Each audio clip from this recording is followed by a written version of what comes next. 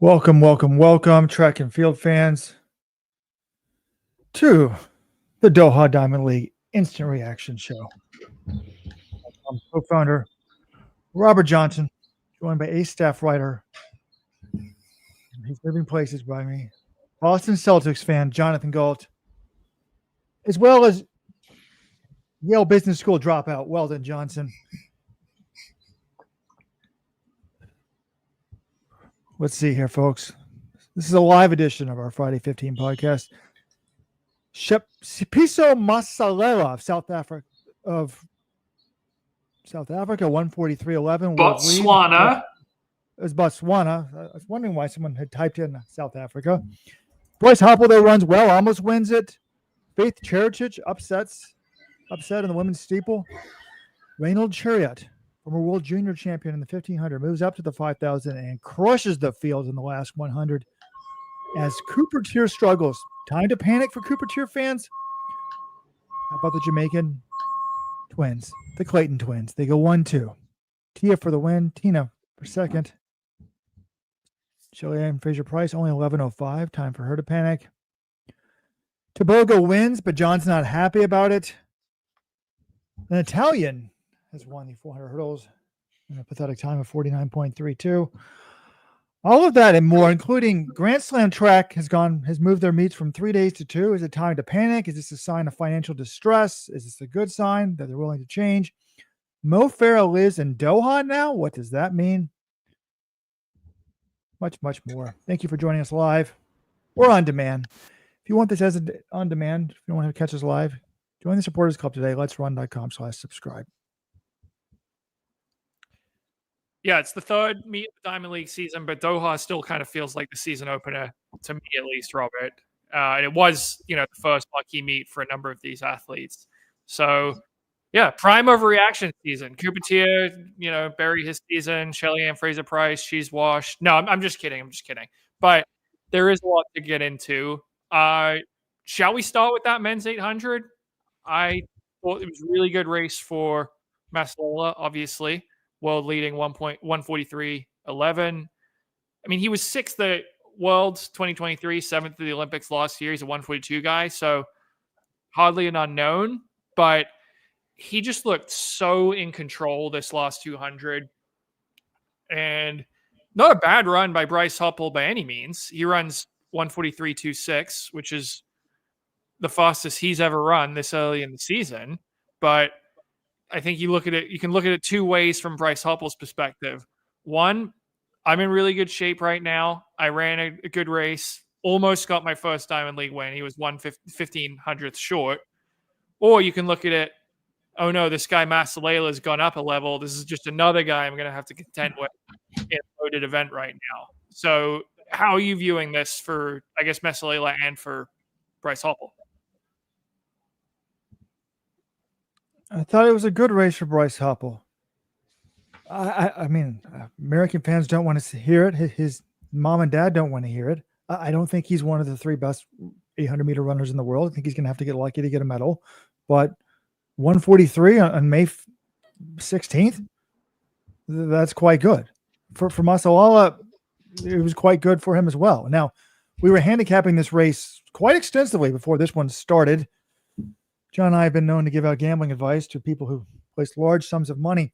And you guys were really into this Botswana guy, Masalela, and you're like, oh, he's a lock over Hoppel.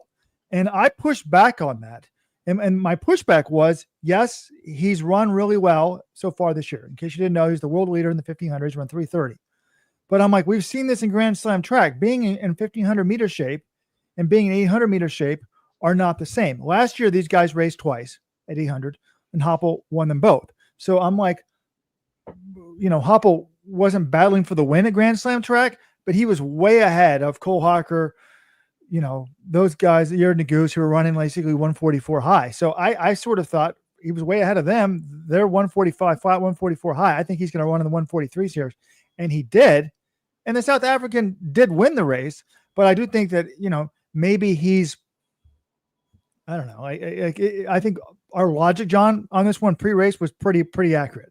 Yeah, Masalela, again, he's from Botswana, not South Africa.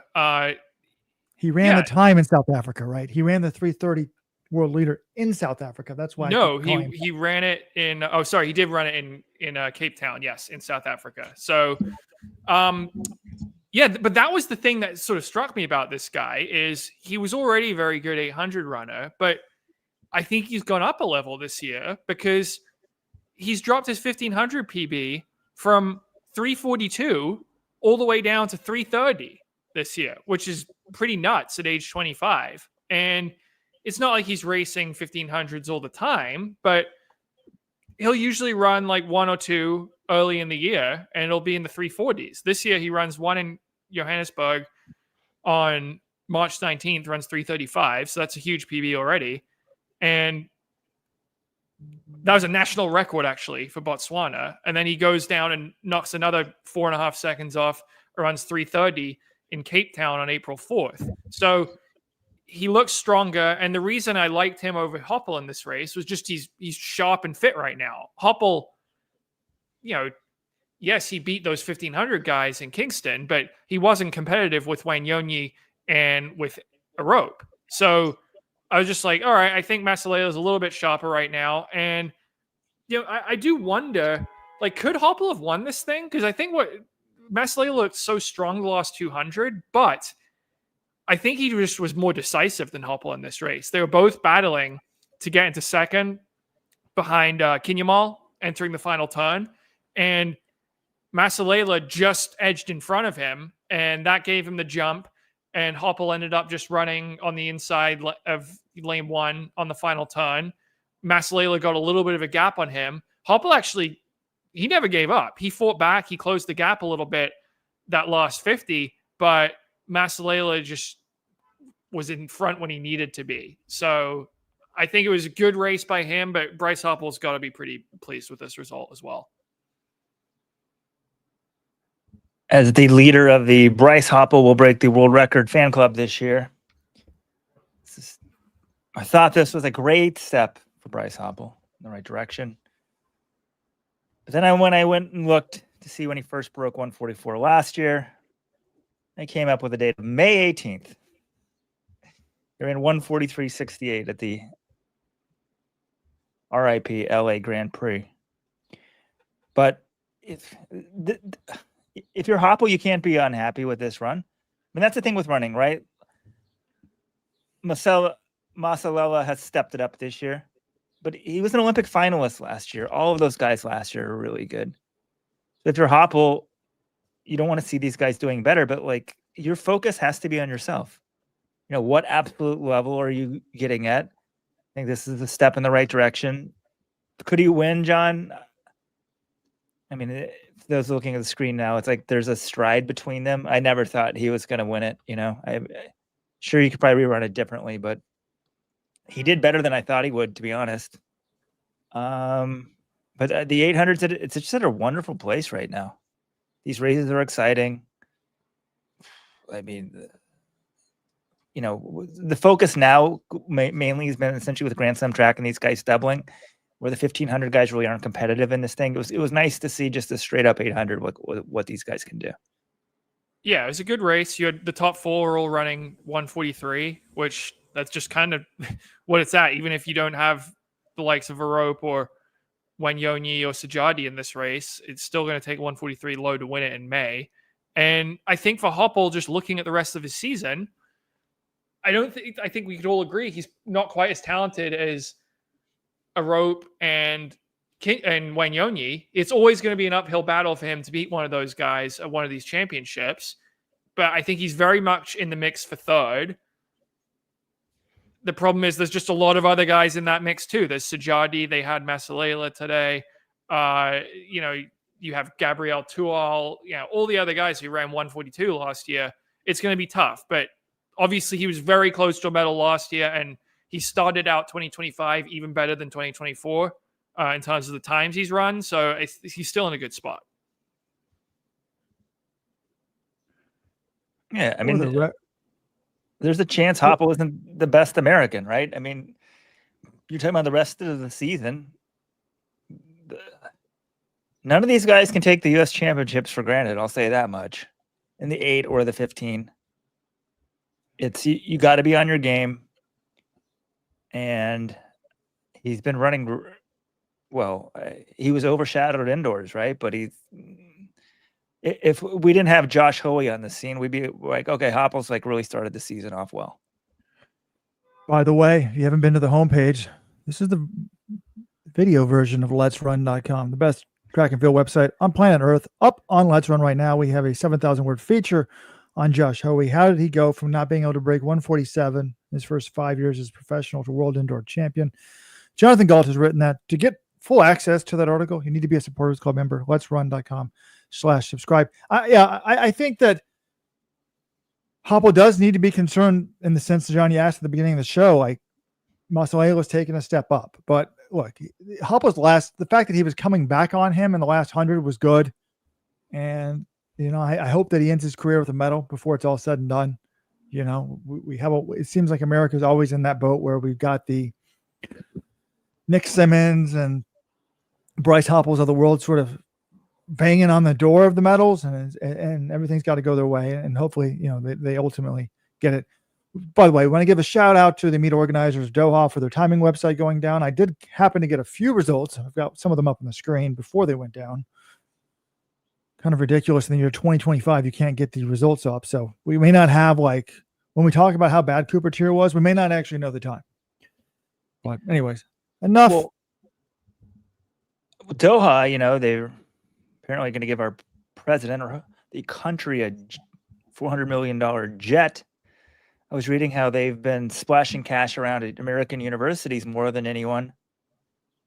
We're for sale. I mean, if the price is right, I think that's what we're learning from this.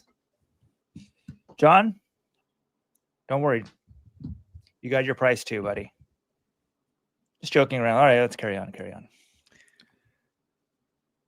The Celtics were even for sale, John. John acts like people won't sell. Celtics for sale? We've been sold. A Dartmouth alum has purchased them. Dartmouth athletics alum, just like myself. He's got a little bit more money than I do, but yeah, some big decisions to be made on contracts. All right, where should we go next? I mean, the best race of the day was the women's steeplechase, but I think we can save that for a little bit later. Let's talk men's 5,000 because, again, there's an American in the women's steeple as well. It didn't go that well. Kubatier lined up, and I was looking at this. I'm like, all right, there are some good guys in this field, but you don't have any of sort of the really big names. There's no Kajelcha, there's no Jakob, no Grant Fisher, no Aragawi, no Barrega. Like, could Kubatier be in the mix for the win? And I'm looking at it, I'm like, yeah, maybe he's been running pretty well in these slower races. And then I'm like, wait a minute. This thing's in Doha. It's always 1,000,000 degrees there and still somehow kind of windy as well on the track because there's essentially it's an open stadium. There's really not a lot of cover or anything. And Tier, I think, just looked out of his depth, probably because of the weather. The results page right now is listing him as 12th, which I think is accurate. They don't give him a time. But, he was dropped as soon as the pace got going in the final mile. And Robert, it was a dominant win for Reynold Chariot in the end. I had him at 25.7 for his last 200. Won by over a second in a race where 5 guys were all right together with 200 to go. So really great closing speed, which you would expect from the former world under-20 record holder in the mile and a guy who was also second at World Junior Cross a couple of years ago in Australia. So even though his PB in the 5,000 going in was only 13:33, that came from a race at elevation in March 2022 when he was almost 17 years old. So I think the cross-country results when he was a junior were more indicative of his potential. And I saw this, I'm saying, wow, I think Reynold Chariot should run more 5,000s. Because if Ronald Quemoy can medal at the Olympics, why can't this guy medal at Worlds? His last 100 was insane. Just destroyed those guys. Yeah, if it's a tactical, I mean, we've been seeing who's winning the 5,000s. It's the best. It's the guy with the best 1,500 meter speed. They're jog fast, and then your endurance doesn't have to be the very best. You just have to be good enough not to get dropped. So I do think this was bad news for Grant Fisher if we're talking about that. But Cooper Tier, That was, again, one of the gambling things. I was taking my son to the doctor's office. Like, our guy was debating putting some money on this one. He wanted my analysis, and I looked it up. It was Tier versus some guy I'd never heard of before, to be honest. Heads up betting. And I looked at it, and I just thought for a minute, and I said, I don't trust Cooper Tier in the heat. I don't trust an American athlete in the heat. 88 degrees at race time. Right when it went off, I went to weather.com. We are bigger. We dissipate heat worse. And also it's 5,000. I'm not sure if I'd even trust him in a legitimate, like, just champion, like in a 5,000 run from the gun, not in pristine conditions. Like, that's a tough race. Now, this wasn't run hard from the gun. It was tactical, 13:16 winning time. But he was in the back on the rail. And for, they're jogging around for 3K. I thought he looked terrible the whole time. I mean, he doesn't look like, he's a lot bigger. He's just kind of going side to side. And I was like, I went to the forum and I said, is he just being smart and not wasting any energy? Everyone else is running in lane 2, saving ground, or is he just about ready to get dropped when they actually start running? And I'm like, I'm afraid it's the latter. And the moment they started running, he went backwards. So it's kind of surprising. I guess we have seen this in Grand Slam track where it's hot and just some random Africans can just run out there and just destroy the Americans. Now, a lot of these guys were sub 13 guys, but it's like, you think Grand Slam track would have been found a few guys that could just go out there and do that and just put the hurt on Grant Fisher. Yes, Grant Fisher is a lot better than Cooper Tier. Well, then we can't hear you. Yes, Grant Fisher is a lot better than Cooper Tier. I think there's something to be said for a guy like Grant Fisher. I don't care what the conditions are. I know he would be competitive in this race. He's done it at the world level, whatever. Cooper Tier, okay, the 5K is a step up. What's his fitness compared to these guys? Okay, the weather. There's just question marks. Lots of question marks on him in general in this event. For me, just watching the meet from afar, I was like, do we have a new 5,000 meter star? I mean, am I getting carried away? Reynolds Chariot smoked these guys the last 100. With a little more analysis, okay, it's not that fast of a race. It was 54 seconds to final 200, which I don't think that's crazy on a 13:16 race. But John, am I getting ahead of myself if I thought for a second, like, oh, Jakob doesn't want to see this guy in a slow race? I think Jakob would still be fine. Jakob's a better miler than he is, but I think it's something that he should consider exploring. And we'll see. If I were him, I'd get in some 1500s this summer, see how you do. But we know how stacked the 1500 is at the moment globally, and if he's not contending for wins in some of these diamond leagues, his better path to a medal in Tokyo might be moving up to the 5K. And again, the caveat here is some of the top guys in this event weren't running it, but the Diamond League 5Ks and Championship 5Ks are different races. The championship, World Championship isn't going to be won in like 12:45. You're just going to be able to need to run a bit under 13 maybe and be able to kick at that pace. And it's not going to be as hot as it was. And he just beat the guy who was 4th at the Olympics last year, Labalu. So if I'm Chariot, I'm serious. Like, this is only one 5K and it's May 16th, but it's seriously something I'm going to be considering for the rest of the year. In case you're not familiar with Chariot, he's 20 years of age. In 2022, he won World Juniors. 2023, he went to Worlds and was 8th in Budapest, 3:30.78. And then last year, he won the Kenyan Trials, ran 3:30 in Lausanne, but only went to the Olympic semifinals. So he's kind of been middle of the pack, sort of in that area in terms of the 1500. Let's talk about the U.S. team at 5,000. Remind me who we had on the Olympic team last year, John. I know that.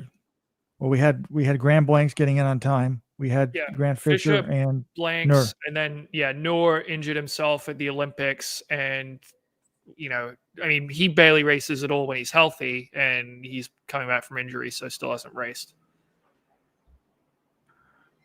So apparently Blanks is firing on all cylinders right now. If you go to the message boards, he had an unreal workout that people are talking about. It was time trial workout, 2 miles in 8:16, full rest, 1 mile and 4 flat. I would certainly put him on the team over Cooper Tier. Then you got to deal with the college guys, Parker Wolf. It's going to be interesting. Oh yeah, I mean, no, Parker Wolf, Dylan Jacobs had a very good indoor season. Sam Gilman was 4th at World Indoors, so he'll be in the mix there. And then the other question is, what does Nico Young do? Is he just going to focus on the 10K only? Because I've heard he's in ridiculous shape right now. And we saw indoors, he ran 12:51, and that was after missing some time. Will he double up at USA's is the question, because it's a 4-day meet. So you run. I think he'll be on the 10K team. Does he come back for that 5K? He's an interesting wild card factor. But yeah, Tier, Tier was competitive with Jacobs and beat him in the first Grand Slam in the 5K. So he'll be in there, but he's got to beat some really good guys. I'm not going to read too much into this result, though. This was a long travel trip for Cooper Tier. It was in bad conditions for him. It just didn't seem like he was set up for success. So I'm not going to say I agree. Yeah. Running in hot weather and running in regular weather are almost totally different sports for people. Now, unfortunately, some of the biggest meets are in hot weather. And going to Doha, I actually commend him for going. Like, he skipped any opportunity of going to World Indoors. He skipped World Cross. This year he's been racing a lot, at least when he's doing that. And I assume he wouldn't go over there unless he thought he was in good shape and ready to mix it up with his people. So keep your chin up, but this has got to be a big hit. It looks like someone has paid $1.99 to have their comment read. I don't know how this works. Well, their name is Yerd Kerr. Do you think Kipchoge and Bekele are clean? This is kind of a shot out of left field. Do I think they're clean right now in the year 2025? Most definitely. My answer is yes. He didn't say currently or past. He said it in the present tense. So I'm going to answer yes. How would you guys answer that question? Honestly, I swear to God, I'm like, to dodge the question, that's how I would answer. I'm like, they're clean right now. Yeah. I mean, I don't know. How long do you have to talk about this? I don't want to just blindly. I don't want to speculate when we don't actually have ties linking them to anything. Like, if we have reason to, I mean, I guess they have set world records. So anyone who sets a world record, obviously, you're going to say, well, that it's PR unfair than even ever. But I don't know. It's unfair to cast doubt on somebody just for how fast they run. Now, we all think in our heads. I will say, as time goes over, I'm more suspicious of the past times. But this isn't an easy one for me either way. Like, gun to the head. I'll say that much. Like Lance Armstrong or something, it was very easy. Yeah, 100% dirty. I just try to appreciate. I appreciate the results that I see and hope I'm not putting my head in the sand. Is maybe how I view it. Correct. I mean, let's talk a little bit about this. Is off topic, but this is a regular Friday 15 podcast. We don't have to talk just Doha. But John's got this great feature on Josh Hoey, and I can't get over how negative so many of the comments were. Like, oh, this is, he was clearly cycling to the coaches. They would do anything to be good. He's a rich guy. He's clearly doping. And I've gotten text messages to that. I'm just stunned that everyone reads that, and it's a lot of there's impressions. Like, I would say 20%, 30% of the people are just emphatic with that strong reaction. I didn't get that reaction at all. I was shocked. A guy read the whole profile and then said, oh, they'll go to any extent. I think they're dirty. And my reaction after reading the profile was the exact opposite. I was like, wow, they were changing coaches at every moment. This guy is a phenomenal talent. Like, they just needed to stick with something, find the right setup. Like, that profile made me more likely think that Josh Hoey is clean. Like, right. I had the exact opposite reaction. And the person texting us, well, then it's not like there's some casual track fan. This is a hardcore, super knowledgeable track fan. And they said, I've never been more convinced than Americans doping. But Bekele and Kipchoge are tested a ton.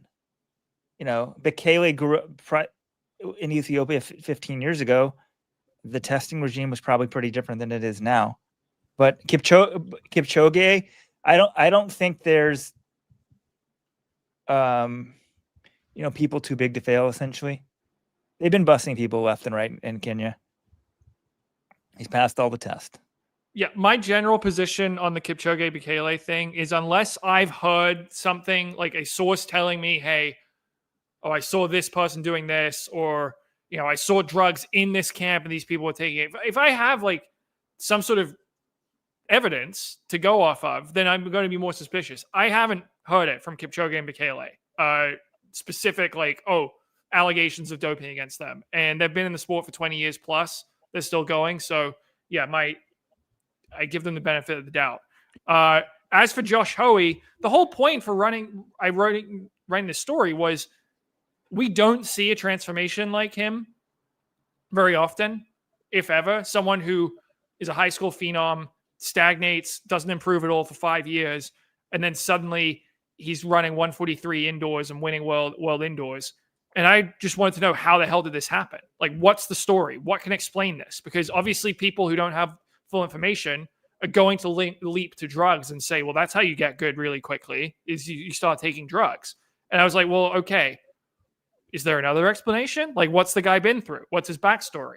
And he opened up and told all of it. And I'm looking at him like, I think anyone who's just changing coaches immediately and trying to do secret workouts and not listening to instructions all the time and trying to overtrain some of the time, it didn't seem like a very good atmosphere for developing. And now I think he's old enough where he's got in a position, one, he's not trying to strain and, you know, set PR in every single workout. And two, he's got a coach that can kind of work with some of his perfectionist tendencies and build a structure around that. Now he's starting to improve. I can understand that. I don't know whether he's doping or not, but I just thought it would be helpful for everyone to kind of stand, hey, before you just lobby an accusation of doping against someone, here's the backstory, here's the context in which his improvement's taking place. So that was my goal, was just to get the facts out there. Yeah, I guess it's not a shock that they said that. It was a good reason why. I mean, you did write the article because it is unusual. By the way, people are asking what's the weather going to be like in the 5,000 final in Tokyo. It's going to be hot. September 21st, average. I mean, last year it was high of 91, low of 77, average temperature of 86, with a ridiculous dew point of. Well, it's not clear if this is for the actual. Oh, here we go. September 21st. Dew point was 74 average. Wow. So hot and humid. Anyways, enough men's 5,000, enough Cooper tier, enough. One thing about the Kipchoge thing. There was a Kenyan American, and I was asking him about the doping and all this stuff because he'd heard these rumors and blah, blah, blah. Forgot who got popped. And they said to me, I said, have you ever heard anything about Kipchoge? And he said, oh, the opposite. He said, I actually believe he's clean. This was a Kenyan American who was very upset. He thought there was a lot of doping going on in Kenya. And this is about 10 years ago, before all the pauses were happening. He's no, I think he's clean. That's why I'm staying in sport, because I think if he's clean, then everyone can be clean. Or not everyone can be clean, but you can be at the very top and still be clean. So thanks for the question. Thanks for the $2. Anyways, women's steeple. We had the top 3 ranked women in the world, the top 3 medalists from last year, right? Did Chimichai actually run though? Because I didn't see her. Oh, she was definitely in the race. Yeah, Okay. I didn't realize she faded that much, but she was up there for a while. We had the 2021 Olympic champion for Chimichai, but when I started paying attention with a couple laps ago, I didn't see her up there. But in the end, Winfred Yavi and Faith Cherchich, the bronze medalists, the gold and bronze from last year, were battling it out. Cherchich was trying to pass her on the backstretch. They were running side by side. She couldn't get past her. And then heading to the last water jump, Yavi got a little bit ahead. And then you think, oh, is she going to pull away? She did not have a good last barrier. And then Cherchich came storming by in the last 50 and gets by Yavi, wins it in 9:05.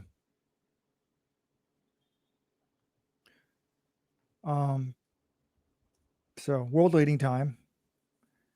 If anything, to be honest, I thought the times were going to be faster. I mean, I thought this was an event that might be ripe for a world record this year.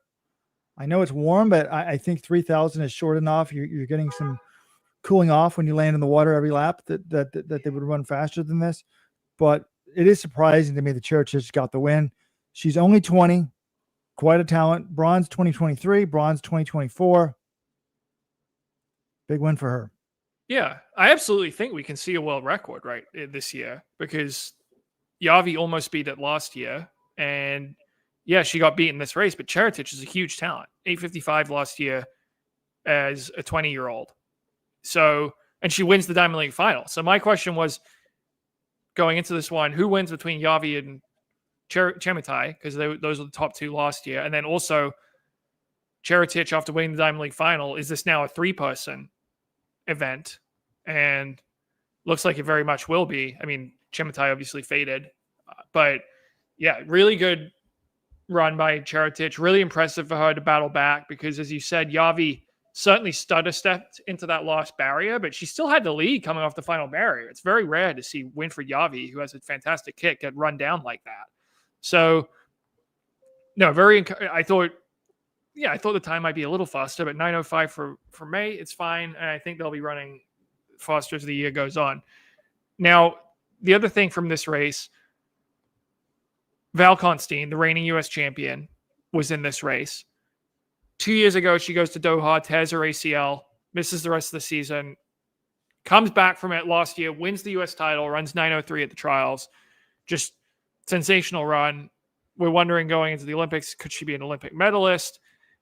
Doesn't run well at the Olympics. And I mean, what was going on with her? Was she sick or something? Like, she was never competitive. She was right to the back in this race. She winds up 10th in 9:33.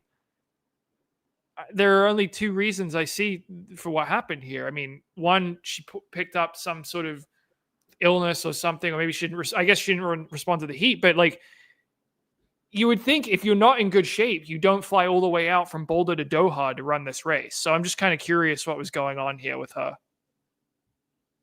We're seeing it right now. I always like to kid John for his unintentional sexism. You just spent 5 minutes defending Cooper Tier, how we shouldn't read anything into it. He flies to Doha. It's a hot race. Everyone can have a bad race. And yet Val Constein goes over there and you're like, oh my God, what's wrong with her? Season's over. Please explain the discrepancy. One, I think you've said this many times on the podcast. It's easier to run fast in a steeple in hot weather than it is in a 5K. Those are two different events. Correct. So that's one. And two, Kubatier had been running pretty well in Grand Slam track. I know he's in pretty good shape. So when I see him pop up on this start list in the Diamond League, I'm not thinking like, oh man, he's way over his head here. Whereas Val Constein, she's got one race. She ran 4:10 for 1,500. So that's fine in April. But I know Kubatier is in good shape. So seeing him run a Diamond League in Todd, not crazy to me. Val Constein, maybe she just thought she was in much better shape and it's a bad race. It does happen. But I just looked at him like she was not competitive from the gun in this one. So I was kind of wondering what she was doing. Am I totally out of bounds here, Weldon? Yes, you are. She's coming from Colorado where there's like zero humidity. She goes to Doha. It's hotter than hell. I don't know. I'm going to give her a pass. Plus, Cooper Tier's been racing a lot more. I would injury. expect Cooper to be more adjusted. He's been in Jamaica racing. I'm kind of actually surprised that heat bothered Cooper that much. But I mean, also I don't know. I mean, trying to see what she opened up last year with. They were talking a lot on the World Athletics feed about how this is the site of her huge injury from a few years ago. So maybe there was a mental issue with this as well. So maybe I shouldn't bash someone for an American flying to Qatar to run a Diamond League. I shouldn't, I respect that she went out there to do it. I just was puzzled by the result because it wasn't, at the standard we've come to expect from her. Well, I mean, one of the greatest steeplechasers.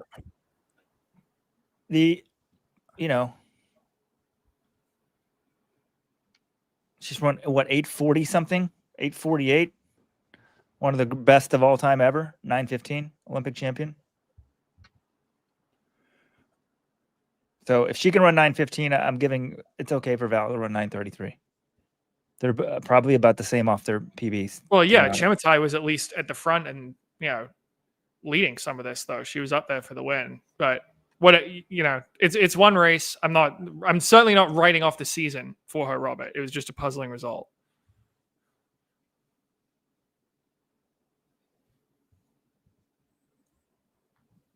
Oh, we All only right. have 5,000 results, and they're up. Cooper Tears run 13:39 for 12th place.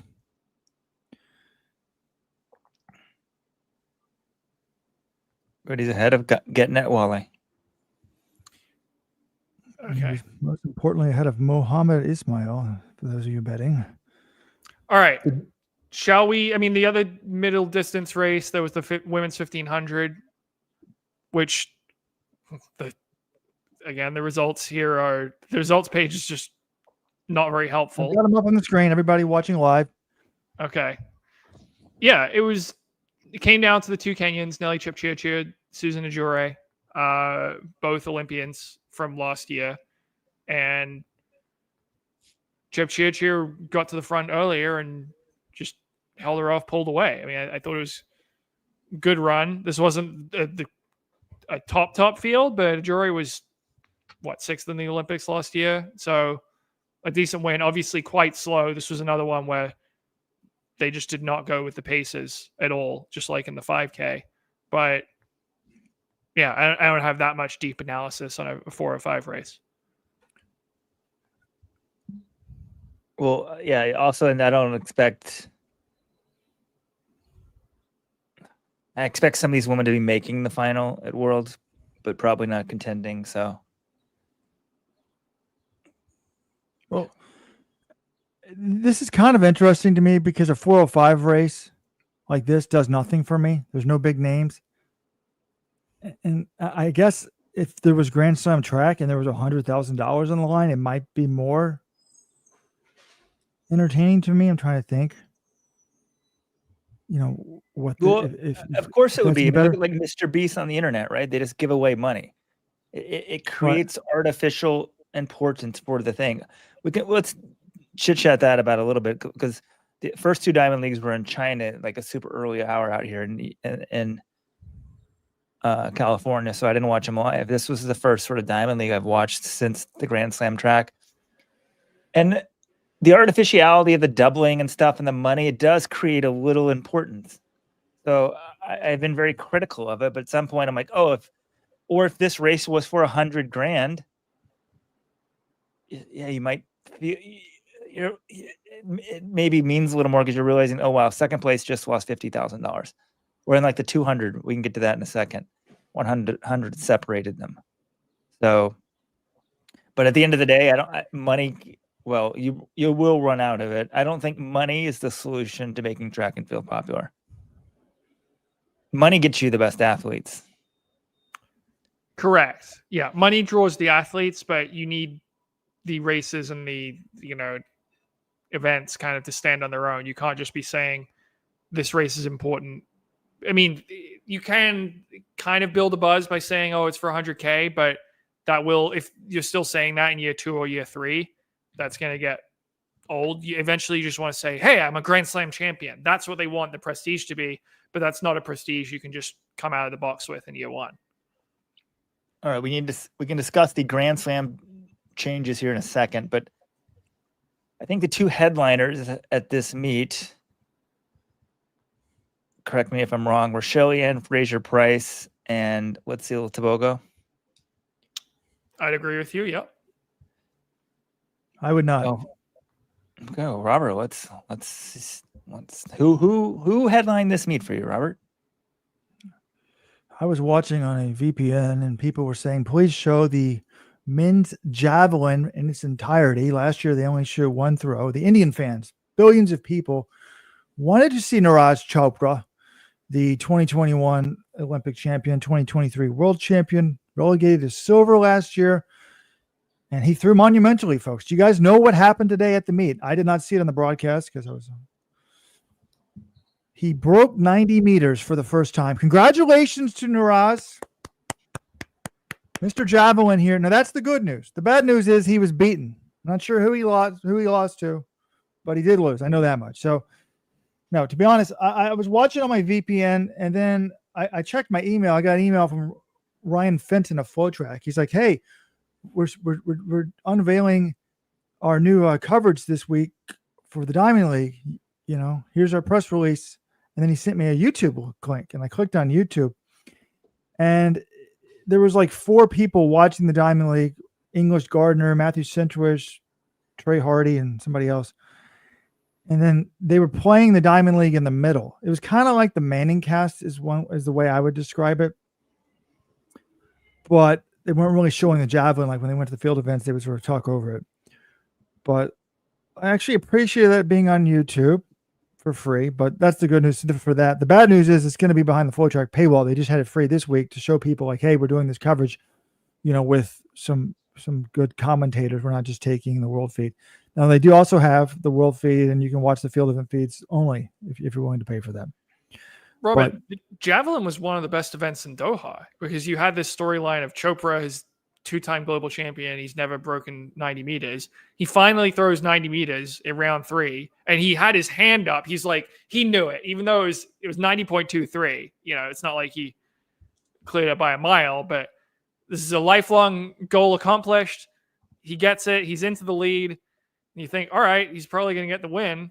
And then Julian Weber of Germany in the final 3 format throws 91.06, steals the win right out from under him. So it was a really good men's javelin competition. And they played it up a lot on the regular broadcast, which is what I was watching. They were hyping this Chopra 90-meter storyline, and they were hyping the Weber win. And Weber was doing some big poses. I mean, he's got enormous arms because he's a javelin thrower. It was a fun competition. As sports fans, let's just talk about this in general. Which do you prefer, the normal broadcast, or do you prefer a Manning cast? Normal. No, it was clear to me from watching today that I prefer the normal. I mean, Centrowitz had a few interesting things to say, but I normally watch the Manning cast when I'm like bored by the game, or if I think there's some it's not a team I'm really into, or I think there's might be some analysis that he would have. Random fact: Centrowitz today was talking about, and Trey Hardy had the similar story, that the year was it. When did Oregon go 1, 2, 3 in the 1500 NCAAs? 2010. 2010, right before the race starting. Centrowitz's dad says, "Hey, son, remember, if you lose, act respectfully," or something like that. Like, don't act like a fool. And he said in hindsight, he thought, like, why is my dad telling me how to act if I lose? He's like, I was convinced I was going to win this race. And then my dad's telling me, if you lose, don't act like a jerk. He's like, and then I get third, and I'm devastated. And then they tell us, hey, Oregon, unprecedented sweep, 1, 2, 3. And so I had to smile and act like I was happy. And I was like, I was really pissed off that I was third until they took me off the track. And Trey Hardy said the same thing at the Olympics. I think he got a silver medal, and Ashton Eaton won something or somewhere. And he had to act like he was happy, and he was really unhappy, and he smiled and faked it. So. Okay. Yeah. I just prefer the regular feed because in general, Steve Cram is going to tell me more about that race than Trey Hardy. Like when the final 200 meters, the only race I watched, to be honest, was the men's 800 with the FloTrack commentary. So I can't say what they were saying for everything, but instead of talking about Masalele has been running really well and he's going to win, this is a huge victory, and here comes Hoppel. Instead, it was just English Gardner saying, oh, Bryce Hoppel, Max, Matt, when you were in college, you used to get boxed in sometimes, and they tell you to not get boxed in. And I was like, this is not the kind of analysis I care for. So, maybe it's for other people. It's good that FloTrack's trying new things, but I think I'm going to stick to the regular broadcast. Thank you. All right, let's talk about those sprint stars Weldon brought up then. We went down that javelin tangent.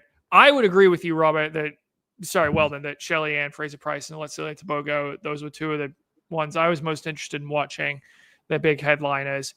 Women's 100, Fraser Pryce was only the third Jamaican in this race. She was fourth overall, 11:05. Tia Clayton, who is a rising star Olympic finalist, won this one, 10.92. It was actually a twin sweep, so I'm sure the Johnson brothers here will be very excited. Tia and Tina, both of whom are still only 20 years old. Tia wins it at 10.92. And Fraser Pryce, I was, I'm like, oh, should I be concerned about this at all? Getting beaten by two Jamaicans, not a great result, but I looked through even some of her best years. She usually doesn't come out of the blocks just firing on all cylinders. You go back to 2021, when she ran her personal best later that year. She was only 4th in the Diamond League opener in Gateshead. Back in 2016, her season opener at Pre, she was only 8th. You know, it's fine, right? Like she'll get things together and she'll run her best race when it counts. Now, is her best race going to be enough to challenge someone like Sha'Carri or Julian Alfred when she's 38 years old? Not sure about that, but it's all right. 11:05, it's fine. Yeah, and this is it for her. It's sort of maybe it's a changing of a guard. I mean, this is obviously the future of Jamaican sprinting versus the past. But I'm a nostalgic person. You know, once you get over the age of 40 and someone's been around for 20 years, you're into them. Look, to me, the encouraging thing for Shelly and Fraser Pryce is that she was A, competing in the middle of May, B, what she said in the, pre-race before the race, like she said something like, I'm expecting something special. I mean, I don't think this was special. This was with a 2.0 win, by the way. So about as favorable as conditions as you can get. But yeah, I think your analysis of how she comes on is fine. For the twins, it's kind of interesting to me because Weldon was much better than me as a runner. And, is one twin always better than the other? Well, Tia, who won today and was 7th in the Olympics, she used to be worse. Tina was the world junior champion in 2022. She actually ran 10:95 into a headwind. And then they've kind of flipped recently. This actually was Tina's first sub 11 since World Juniors, like in 2022. So 4 years. So it's actually good to see. We see it on distance side. Some of these women struggle and plateau for quite some time before finally getting another breakthrough. So hopefully they're both on the upswing. Yeah, the one other thing about Shelly Ann, Robert, she did say, like you said before the race, that this was the best training she'd had in the last 3 years because she was injured. She was dealing with injuries in 23 and 24. Still ended up medaling in 23, made it to the Olympics, but then withdrew due to injury in 24. So I was expecting a little bit more just because of her saying that, but too early for me to panic yet. Yeah, actually, I found the quote. I think tomorrow's going to be special. This is the best year I've had in training for the last 3 years. So I'm looking forward to seeing the execution and putting the race together. But maybe she would just, like, when you see special, do you mean, like, oh, she really thinks it's going to be a special one? Or maybe it's special because she's back in Doha for the first time. She's just saying the nice things for the spectators. Who Maybe. knows? Okay. Then let's go to Tebogo. He wins it 20.10, just holds off Courtney Lindsey of the United States, and still found time to fit in some, well, I wouldn't call it totally showboating, but he was staring down Lindsey on the outside lane, just making sure, like, oh, you're not going to catch me, are you? And something you don't usually see that in a race where he's winning by 0.01 of a second. And my take on this is, look, Tebogo, we know he's insanely talented. He runs great when it counts. This whole entire 2025 season so far, I feel like he's kind of been just going through the motions. And I want to see what happens when he's racing someone like Benarek or Lyles in a Diamond League or something like that later in the season. Or, I guess he did race some of the big guns in the 100 in China, but I just feel like this is more of a Tebogo's kind of like, hey, wake me up in July and August when these things start to matter, because he just doesn't seem to be taking it all that seriously right now. Am I wrong? Yeah, but pre-race, pre-show, you were like mad about it. It's May. You guys realize we're more than 4 months before he'll run the 200 final, probably. 4 months, June, July, August, September. So it's so early. He's picking up. The only thing I'm stunned is I'm stunned Grand Slam track couldn't get him to come over here for money, because he said last year, I'm running all these races after the Olympics for money. So he's picking up appearance fees, and he won today. The thing that struck me, though, was he just didn't look happy. Maybe he thought he was going to run faster, or maybe something's going on at home. Like, I think isn't he taking care of his sibling now that his mom died? Like, it just, like, normally he's sort of a joyful person. He's kind of like, whatever. But he almost let up. Like, I wouldn't call it showboating. It's just like he kind of shut down a little bit. Not like it wasn't like a huge celebration. It's just like he took his foot off the gas. And Lindsey was right there. Van Bill is third, 2026. Aaron Brown, 2035. I mean, it just shows you how top heavy it is, though. He cannot be in shape, not in his best shape, not looking great, and still win the Diamond League easily. I mean, Australia is going gaga over Gout. Why? Because he broke 20 for the first time. This guy's like, I mean, I guess the goal is to be the Olympic champion. Yeah, the thing with Tebogo that I thought, I mean, I did think about the 2022 US final where Lyles beats Knighton and he does the little gun thing. And that was also a super close race. That was 0.02. But so it's not like we've never seen people sort of do this sort of thing. And like you said, Robert, not totally showboating. I think it was more he was checking like, oh, how much of a lead do I have? And then he just kept looking at Lindsey for a bit longer. But it was a little odd. But I don't know. That makes it more interesting. It's a more interesting race, him doing something like that, than him just running 20.05 and winning by 500ths. If he did that, I probably wouldn't be talking about this race at all. Exactly. Robert said he didn't showboat. He totally just glanced over at the finish, like 15 meters from the start. It was totally to send a message or to make something. I mean, it wasn't like a celebration, but it's showboating. I think that's a totally fine word for it. Oh, all in the game. Good call. Courtney Lindsey, as you guys might remember, last year early in the season, went out to Nairobi and beat Tebogo. So maybe this was a reminder. Like, I mean, Tebogo's got the gold medal, so I don't think it's not as if he needs to like proclaim his greatness or anything. We already kind of know that, but maybe it's just a little payback. Like, hey, remember when you got me in Nairobi last year? Well, I got you now.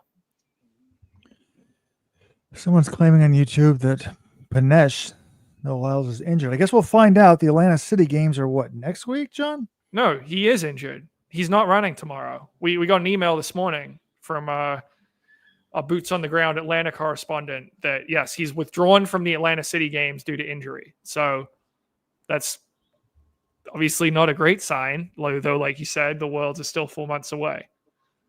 Should have And led with he that has a bye. He has a bye, and so does Grant Holloway, who is also not running. So a little trouble with those guys, but well, it's bad for Noah Lyles because he wanted to raise his profile. He wanted to raise this Tyreek Hill, this NFL star.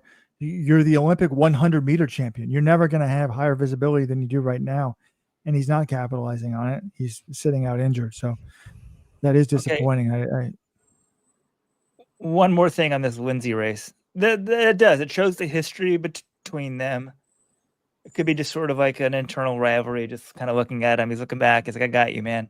And they're also next to each other in the lanes. Maybe they're talking a little trash beforehand. On the broadcast, I felt like they acted like it was disrespectful to the sport. I don't know. He does that during the Olympics. People are just going nuts, saying, oh, my God, so unbelievable what he did. He almost blew it. But do you guys remember what they ran in Nairobi last year? Yes, because I just looked it up. They ran 1971 into a 2.0 headwind, at altitude, but that was still, it was kind of crazy. 1.5. That's crazy. I'm a little suspicious actually about that wind reading. Like even at altitude, like running that. I know how good those guys are, but yeah, it seemed a little fishy to run that fast early in the season. But maybe the altitude overcame everything. I don't know. Like the 2.0 at Grand Slam track, and what was that? The hurdles. The women's 100 hurdles. Yeah. Hey, if you got like hundreds of thousands of dollars every race to throw around, can't you sort of just block the wind a bit? Well, track and field is very convenient for conspiracy theorists because the wind factors in that sort of stuff. Well, and also historically, there are some wind readings where you're just like, no way in hell was that the real wind. There's no way in hell FloJo's world record in a 10.4 was a 0.0 wind. I will never believe that.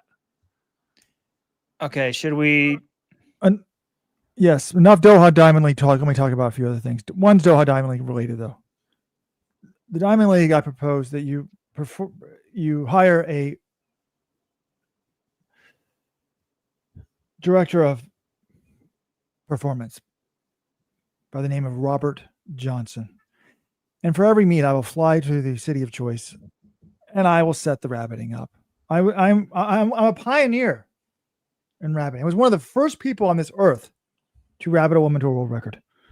Back before they even thought it was allowed, before it was even possible for men and women to be in confusing everything up. I was doing this in 2001, John? What year was that? So I'm a pioneer rabbit. I know what it likes, the pressure to be a rabbit. But the rabbiting these early diamond leagues is so bad. The rabbits are doing it with the wave weight. They're running the right paces, but the pacing is just so ambitious. Like, what meet director sets a rabbit pace for a 88 degree 5,000 early in the season at 12:51? Like, you need to put it something realistic so that maybe they'll go for it. I might even start it at like 13:05 and then ratchet it down. No, that's exactly how you do it. If you're trying to run like 12:55, set it to like 13:02 or something, and then they'll just let them kick at the end. And the other thing is, if you're going to set it at 12:51, like, talk to the guys in this field.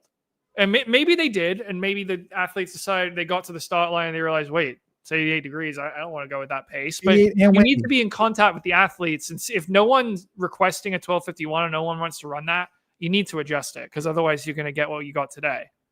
And you also need, though, to talk to the rabbits, because within one lap, they were way ahead. They're not doing anything. So either drop out or slow down and try to re-engage them and just set your own pace again. Like, I remember Kerry Pinkowski, Chicago Marathon director, said, Robert, go run 2:20 pace. I said, well, what if she doesn't come with me? He said, oh, I hadn't thought of that. See, I thought of that in my 20s. I said, what if she doesn't come with me? He goes, oh, well, use your own judgment. Well, guess what? She was 25 seconds behind me the first mile, 25 seconds behind me the second mile, 25 seconds behind me the third mile. Each mile, I stopped and waited for her. And then we got to 5K. She was only used to her 5K splits. Then she took off. So Diamond League, I'm here. I only charge you $5,000 a meet. So what is that? $60,000 a season plus free trip, first class airfare, hotels as well. And we're good to go. The other thing that struck me was I heard on this broadcast that Mo Farah lives full-time in Doha. Like, what? Why? What does he do there? I thought they said he lives part-time in Doha, but I was curious about that. Look, different strokes for different folks, but I've been to London, I've been to Doha. I like London a lot better. But maybe I'm biased. Well, are taxes zero in Doha for him?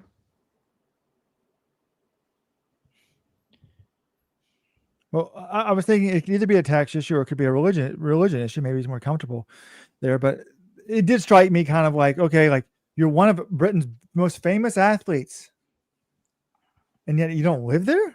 I guess Paul Radcliffe lives in Monaco. Paul Radcliffe lives in Monaco. I mean, if you're one of Britain's most famous athletes, maybe you don't want to live in England. Maybe you're tired of every time you go outside your street, someone's like, there's the famous Mo Farah. So you just want to go somewhere where you're not noticed constantly. I can certainly understand that. That's a good point. It's quality of life.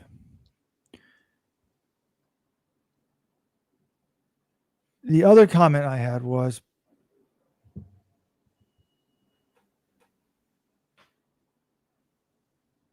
well, that's it for Doha. Grand Slam Trek came out yesterday. They have listened to John and I's criticism that 3 days is too long and switch it. No, I don't think listeners not.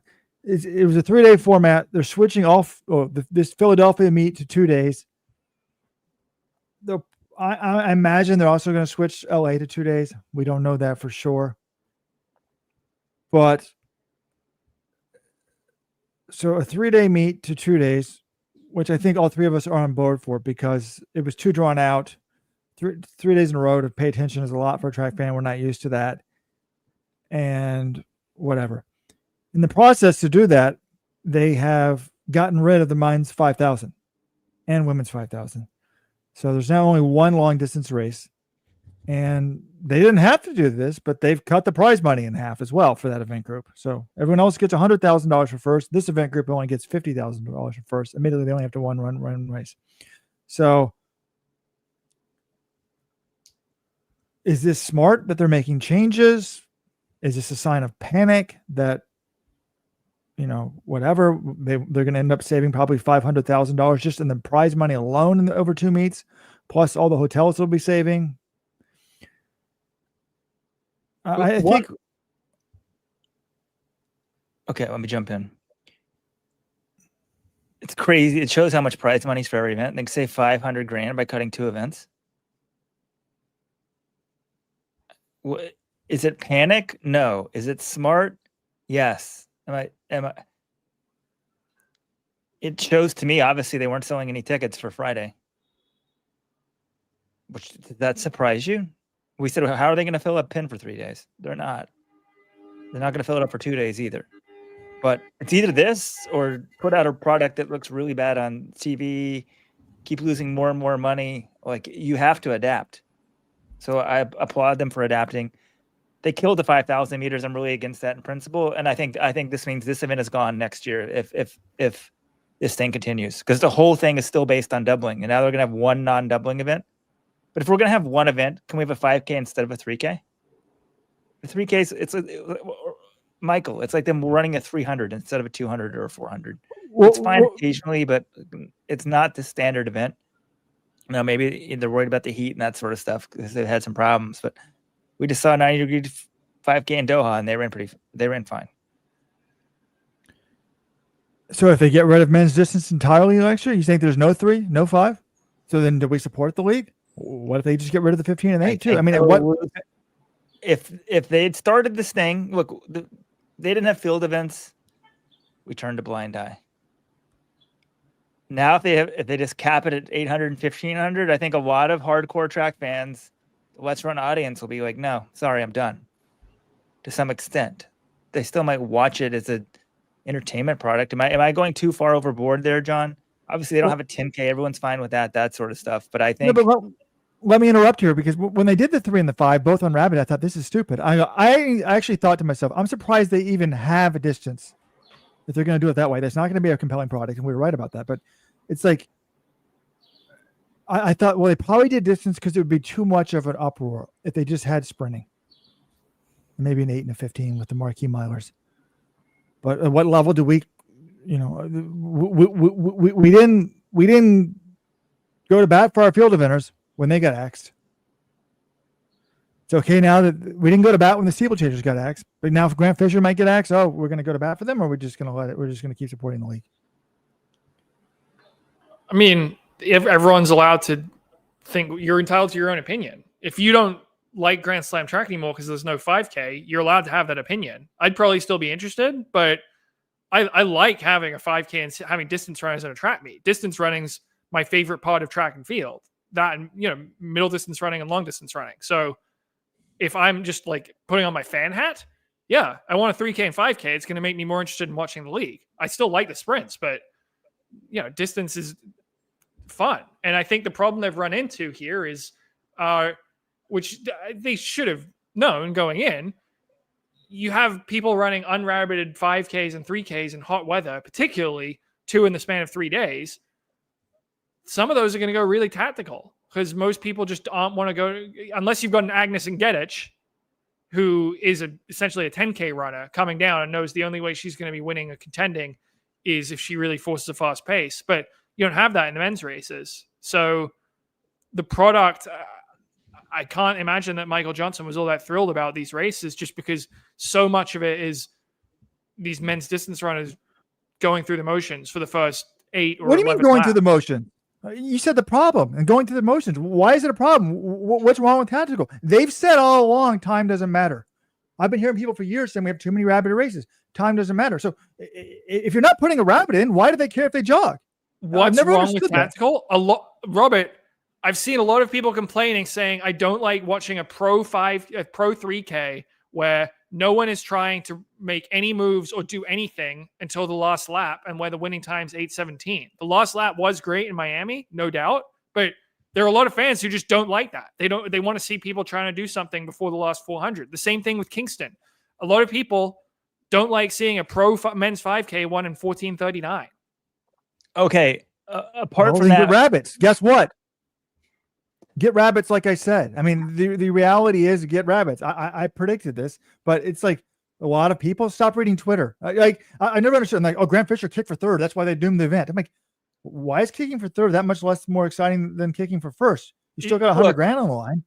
it's easy to save money. Michael Johnson probably didn't want to have the distances to begin with, or do we really think he really wanted 5Ks and 3Ks? This was easy. They need to save money.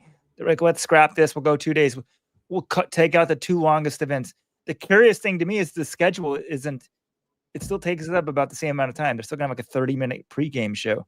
I would have extended. People are saying there was too much time between events. They could have like probably done a little compromise. Maybe had about 2 hours and 40 minutes of track action. 10-minute pregame, 10-minute postgame, something like that. But there's a comment here by All in the Game. It's funny. I didn't want to go there, but I was saying that. He said, y'all didn't care when the field events were excluded, but now care when you're personally affected. 100%. I almost went there with the poem, that poem about the Holocaust. First they came for, first they came for the socialists or whatever. You stayed silent. Then they came for me. And you're like, oh, look out. But I don't like the one is about life and death and one's about track and field. But don't come at me, because I said the whole thing reminded me of LIV golf. They're trying to take the cream of the cream. They don't give a shit about the steeple. They're trying to get the stars. Meanwhile, everyone else is someone's going to have to develop the stars. Someone else is going to have a developmental circuit. And then all the hedge fund money, some guy will get rich off of it. But I guess that's the way of sports. I mean, right now, here in Baltimore, we're spending $800 million for the billionaires to get richer on the stadiums. It happens in city after city. But do you guys think that they got rid of did they get rid of the 5K simply to save money? 1. 2, because they thought it was unpopular, or they didn't want people to run back-to-back days. They thought the 3 and the 5K runners wouldn't want to run on back-to-back days, because they could have easily still kept the 5,000 and just tightened the schedule and run it on back-to-back days. But I think this is an easy way for them to save $500,000. And I think that the runners, come on, it's not too much to ask them to run a 3 and a 5 on back-to-back days. Maybe they would have pushed against it, then tell them get lost, because we're paying you a ton of money, and college kids run the 10 and the 5 and back-to-back days all the goddamn time. I don't think it was primarily a cost-saving thing. They're probably not, they probably don't mind that it's going to save them some money cutting out the prize money, but they're already going to lose a ton of money this year. So what's an extra 500K? I don't know. The way I see it is, I do think having them come back to run back to back, that's one of the reasons why they cut it. But also the events, the women's races were pretty good in Miramar, but in Kingston, it was just the same women's race twice. It was a Taye and Gedich way ahead of everyone else, and people like Nozomi Tanaka and Elise Cranny, who are racers that they've paid for all these meets, haven't been competitive at all. So I think they're fine saying, okay, I can scrap one of these, or I can scrap one slow tactical 5K in the middle of the program. I think they're fine getting rid of that and just having it be one race. John and I wrote an article yesterday where we debated this issue, and I praised them for going from 3 to 2 days. Tried not to go negative, because I always go negative, but they ended up going negative, because to me, this is a very bad sign for the future of the league. We wonder when it started, like, why is it 3 days? Why are they having unrabbited 3s and 5s? Like, why are they having this format? Maybe they have some sort of novel research that shows this is going to be popular. Maybe the TV partners are demanding this, to get a return on their investment.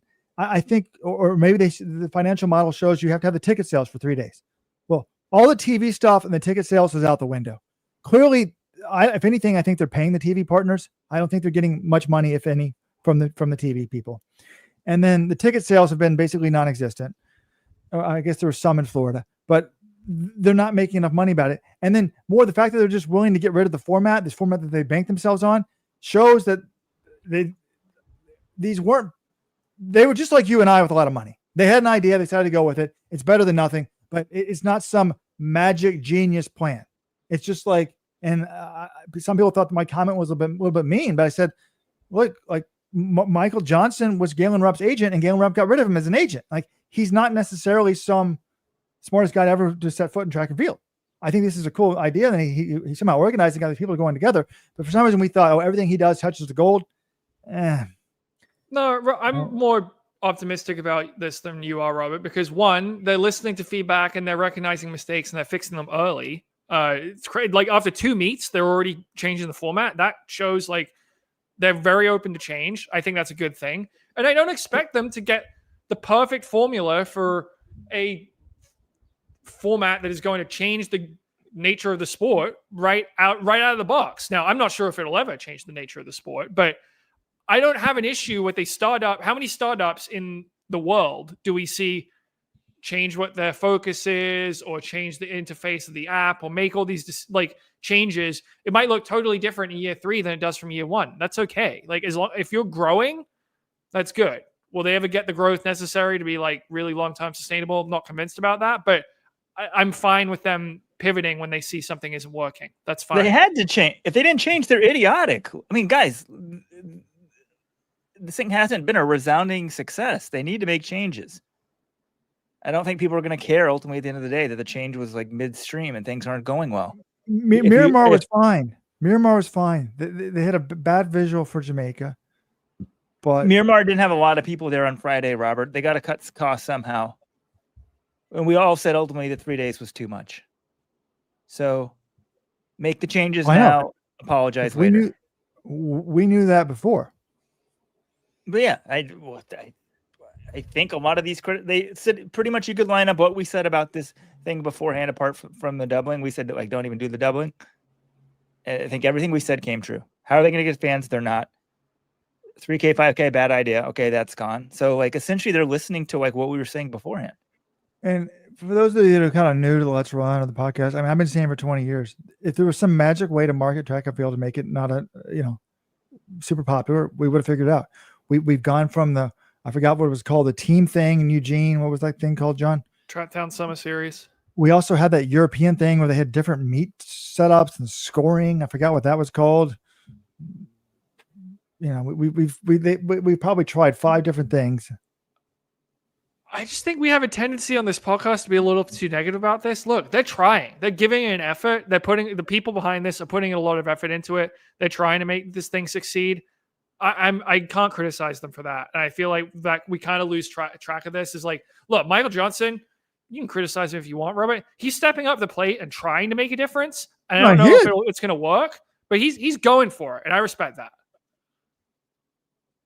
He'll probably not. I mean, but I can't call a spade a spade. I can't say that all along. I don't think it's going to. I hope I'm wrong. I've said it before. I hope I'm wrong.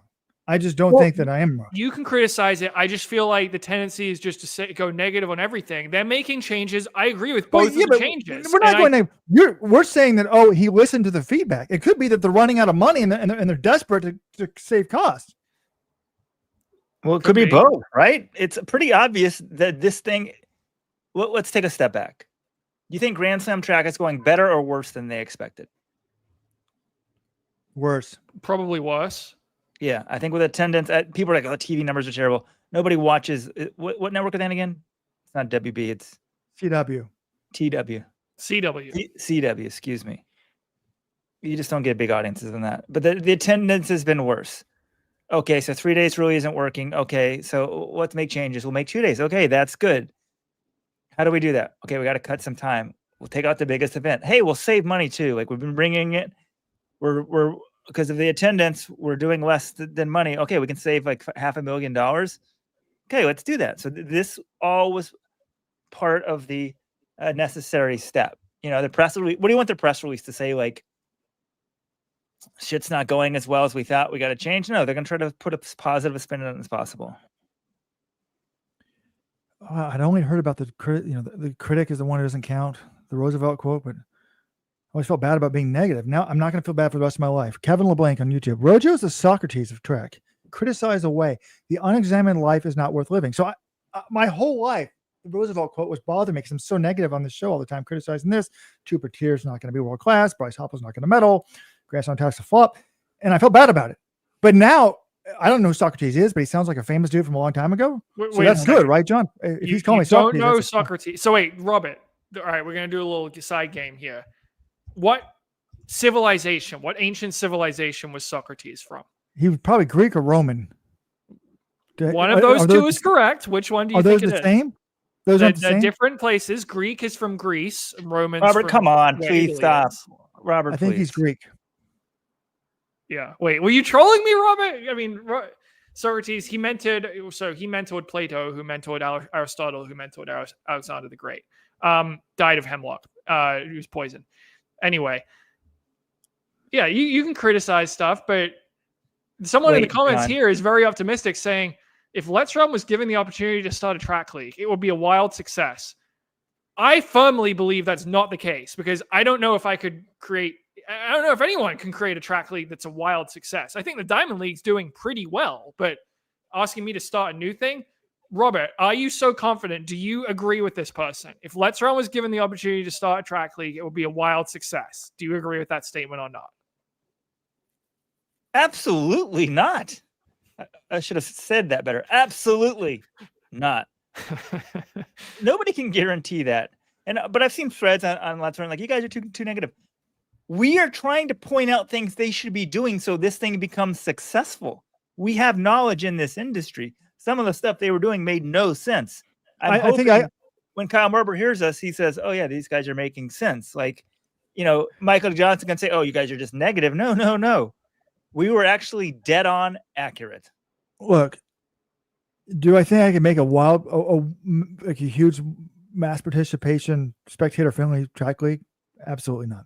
Do I think I could come up with like a one-off event here and there that became popular? Yes. And this actually reminds me of Weldon. There was a thing in Ithaca, New York, when I was coaching at Cornell called the Kip Kano Mile. And they said, well, you help promote this and this and this. I'm like, how are we going to get people to come to a mile in upstate New York in like May?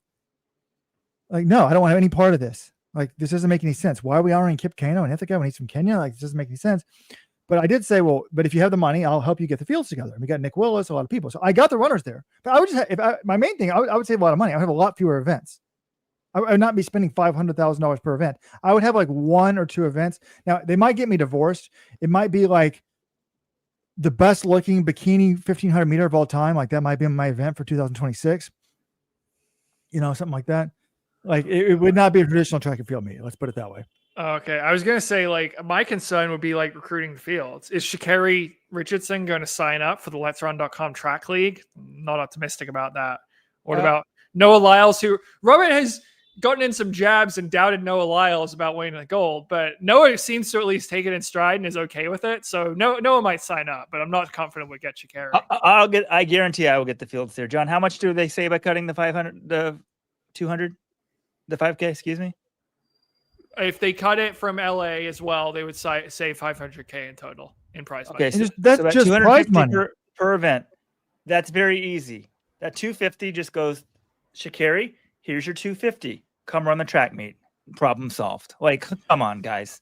There's a reason that Sha'Carri and Noah aren't there. The bag of money has not become enough, but you'll hear it right now. Sha'Carri or Noah will be running LA. It is very obvious to me. I said yesterday both. Did I say, John?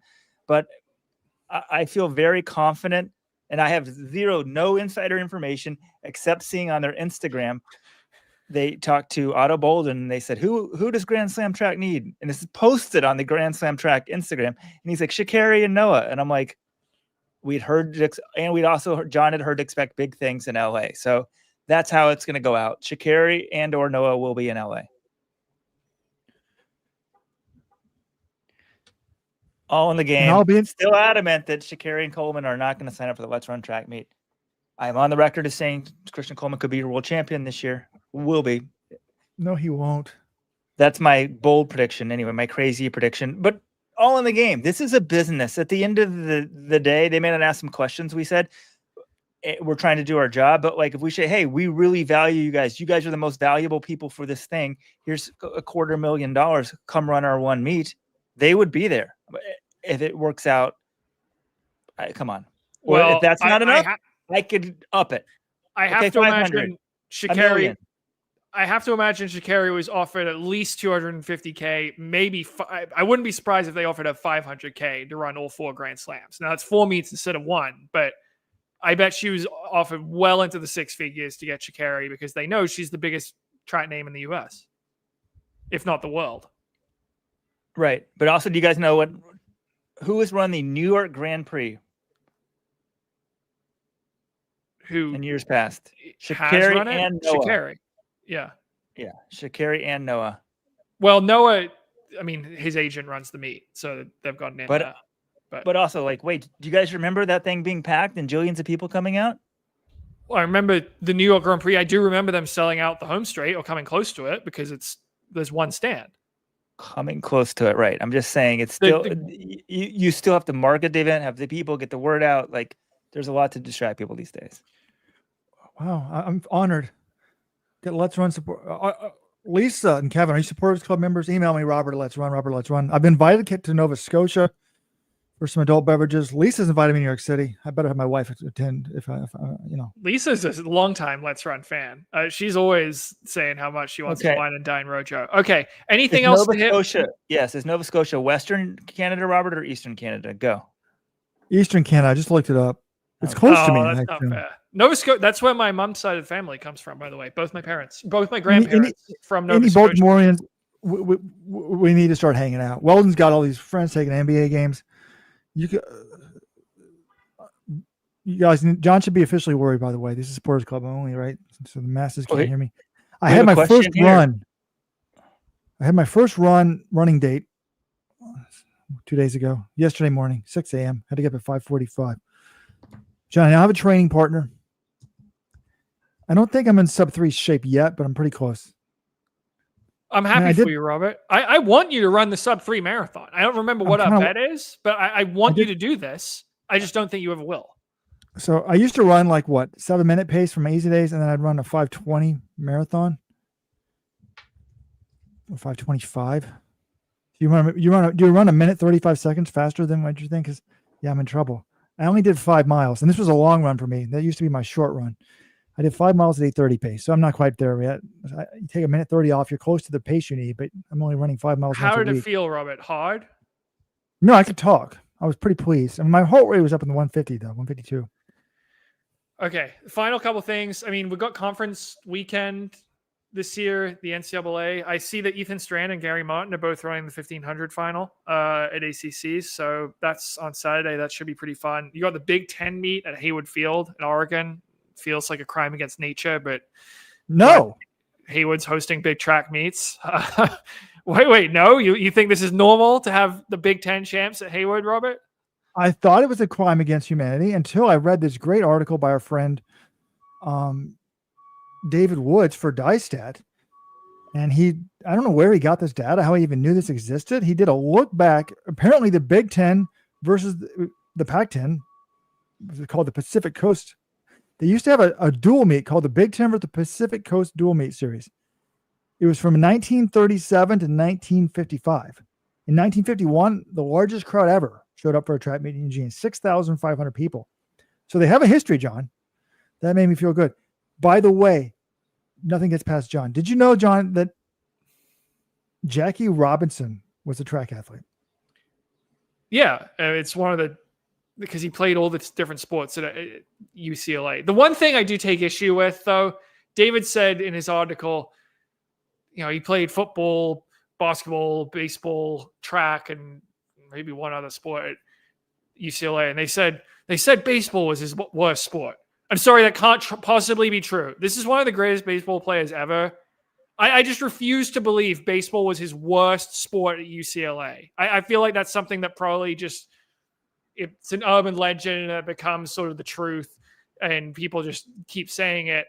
I want to hear from Jackie Robinson's classmates or kids or someone coming, and maybe I'm just being lazy and haven't looked into it, but I want the proof that Jackie Robinson wasn't a kick-ass, amazing baseball player at UCLA.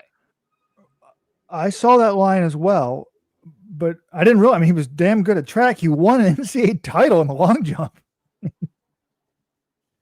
And wasn't his brother the silver medalist in the 200 in 1936 behind Jesse Owens?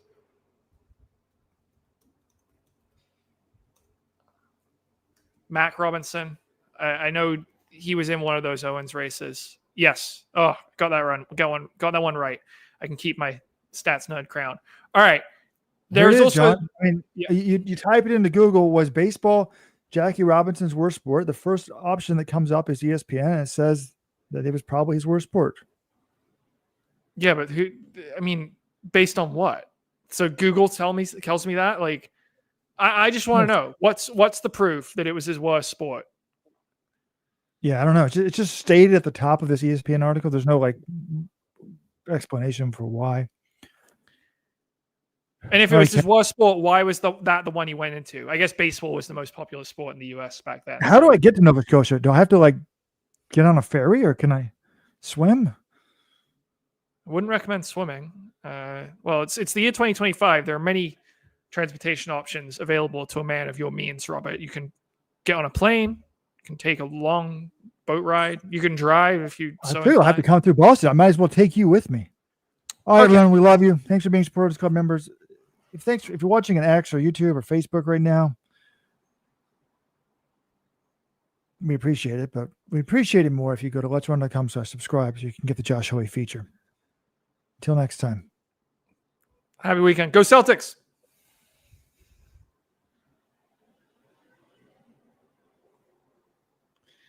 Weldon's muted, but he's probably making some soliloquy about Crystal